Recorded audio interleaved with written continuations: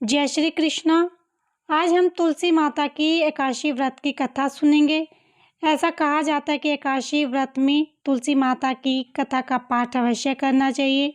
जो भी व्यक्ति तुलसी माता की कथा का पाठ करता है और सुनता है, भगवान विष्णु की उस पर विशेष कृपा होती है और सभी मनोकामनाएं पूर्ण होती हैं।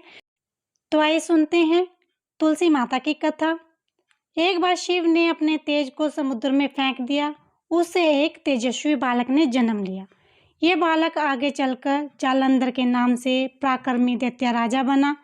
इसकी राजधानी का नाम जालंधर नगरी था। दैत्यराज कालनेमी की कन्या वृंदा का विवाह जालंधर से हुआ। जालंधर महाराक्षस था। अपनी सत्ता के मद में चूर उसने माता लक्ष्मी को पाने की कामना से युद्ध किया, परंतु समुद्र से उत्पन्न होने के कारण माता लक्ष्मी ने उसे अपने भाई के रूप में स्वीकार किया। वहां से पराजित होकर वो देवी पार्वती को पाने की लालसा में कैलाश पर्वत पर गया। भगवान दिग्देव शिव का ही रूप धरकर माता पार्वती के समीप गया, परंतु मां ने अपने योग बल से उसे तुरंत पहचान लिया। देवी पार्वती अपनी शक्ति से वहां से अंतर्ध्यान हो गई। जब देवी पार्वती ने क्रोधित होकर सारा वृत्तांत भगवान विष्णु को सुनाया। जालंधर की पत्नी वृंदा अत्यंत पतिव्रता स्त्री थी। उसी के पतिव्रत धर्म की शक्ति से जालंधर ना तो मारा जाता था और ना ही पराजित होता था। जालंधर का नाश करने के लिए वृंदा के पति धर्म को भंग करना बहुत जरूरी था। इसी कारण भगवान विष्णु ऋषि का वेश धारण करके वन में जा पहुंचे, जहां वृंदा अकेली भ्रमण कर रही थी। भगवान के साथ दो मायावी राक्षस भी थे, जिन्हें देखकर वृंदा भयभीत हो गई। ऋषि ने वृंदा के सामने पल में दोनों को भस्म कर दिया। उसकी शक्ति देखकर वृंदा ने कैलाश पर महादेव के साथ युद्ध कर रहे अपने पति जालंधर के बारे में पूछा।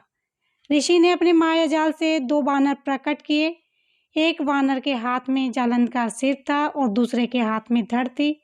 अपने पति की यह दशा देखकर वृंदा मूर्छित होकर गिर पड़ी। होश में आने पर उन्होंने ऋषि रूपी भगवान से विनती की कि वह उसके पति को जीवित कर दे। भगवान ने अपनी माया से पुनः जालंधर का सिर धड़ जोड़ दिया और स्वयं भी उसी शरीर में प्रवेश कर गए। वृंदा को इस छल का जरा भी आभास न हुआ। जालंधर बने भगवान से वृंदा पतिव्रता का व्यवहार करने लगी, जिसे उसका सती तब भंग हो गया। ऐसा होते वृंदा का पति जालंधर युद्ध में मारा गया। इसी सारी लीला का जब वृंदा को पता चला तो उसने क्रोधित होकर भगवान विष्णु को शीला होने का श्राप दे दिया तथा स्वयं सती हो गई। वृंदा भस्म हुई, वहां तुलसी का पौधा उगा। भगवान विष्णु ने वृंदा से कहा, हे वृंदा, तुम अपने सतीत्व के कारण मुझे लक्ष्मी से भी अधिक प्रिय हो।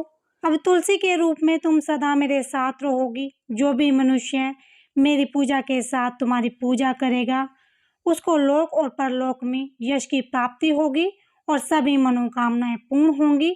बोलो तुलसी माता की जय। बोलो विष्णु भगवान की जय।